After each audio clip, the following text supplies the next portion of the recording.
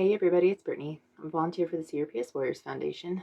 The last couple of days we went over all the cognitive thought distortions, all 15. So now that we know what they look like, we're going to move forward on how cognitive distortions can be restructured.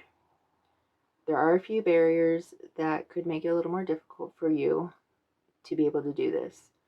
There's certain mental health disorders that these distortions are symptoms that go along with them. This is depression, anxiety, PTSD, schizophrenia, bipolar.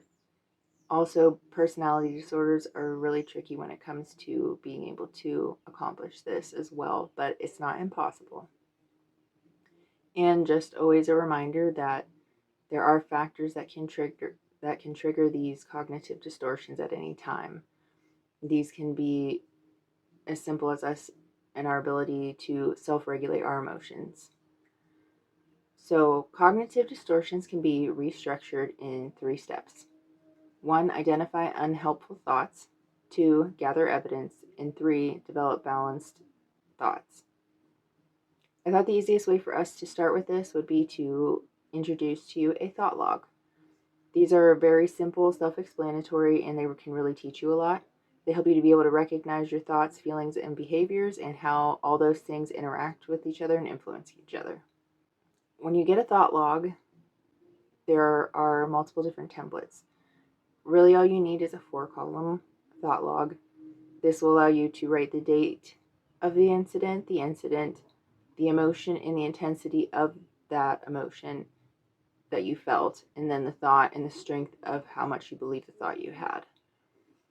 Now, the best thing to do is to be able to do this as close to the event as possible.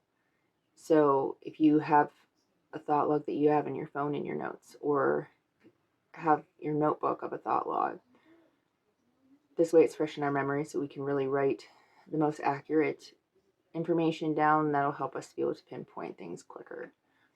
Later on in the day, you can go back over what you had wrote all day long. You want to try and do this when you're not distracted and you can fully pay attention, and you also only want to do one at a time. If you write 10 things down today and you can only analyze one later, you did good. When you examine these, what you're going to want to do is read over and revisit the situation. You're going to want to look at evidence supporting both sides.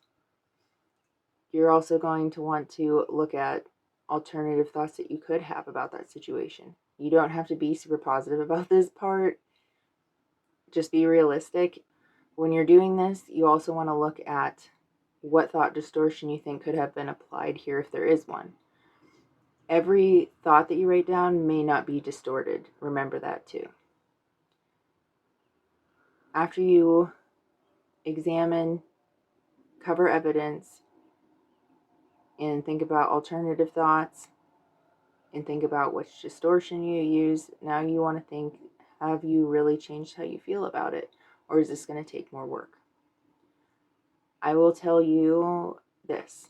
Personal experience. I have severe complex PTSD. And I also have borderline personality disorder. It was very, very, very hard. It took a lot of work for me to be able to restructure my brain. And this is something I am aware of every single day and have to be so I don't fall back into this.